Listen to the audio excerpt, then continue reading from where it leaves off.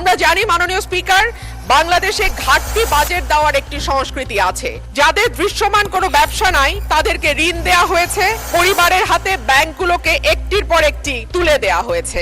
IMF সম্প্রতি জানিয়েছে তারা বাংলাদেশে যে ঋণের চুক্তি হয়েছিল তার পরবর্তী কিস্তিগুলো নতুন সরকারকে আর দেবে না, তারা নতুন করে চুক্তি করতে বলছে।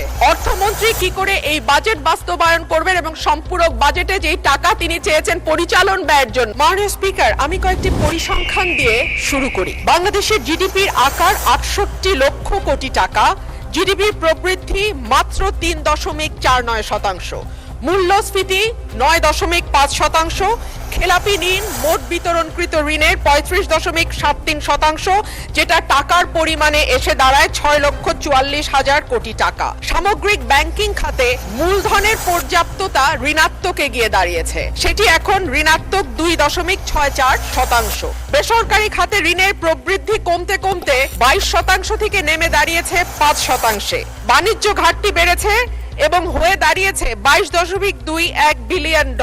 এটি ইন্ডিকেট করে রপ্তানির হ্রাস এবং আমদানির বৃদ্ধিকে।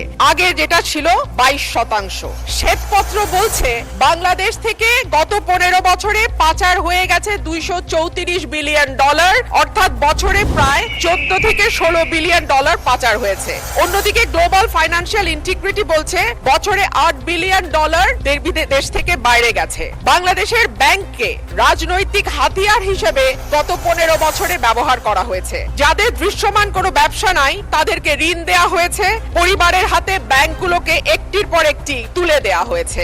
ডলারের উপর চাপ কমাতে দাম ধরে রাখা হয়েছে, অন্যদিকে ১৮ থেকে ২০ বিলিয়ন ডলার এই খাত থেকে বিদেশে চলে গেছে। আমরা জানি মাননীয় স্পিকার, বাংলাদেশে ঘাটতি বাজেট দেওয়ার একটি সংস্কৃতি আছে এবং এই ঘাটতি পূরণ হয় দেশের ব্যাংকগুলো থেকে ঋণ নিয়ে কিংবা বিদেশি ব্যাংক থেকে ঋণ বা অনুদানের মাধ্যমে। ব্যাংক খাত যেখানে অলরেডি খেলাপি ঋণ বা মন্দ ঋণ মোট বিতরণকৃত ঋণের ৩৫% গিয়ে পৌঁছেছে, সেখানে এই ব্যাংকগুলো আর ব্যক্তি খাতে বিনিয়োগের জন্য কোনো ঋণ দেওয়ার অবস্থায় আছে কিনা সেটা একটি বড় প্রশ্ন।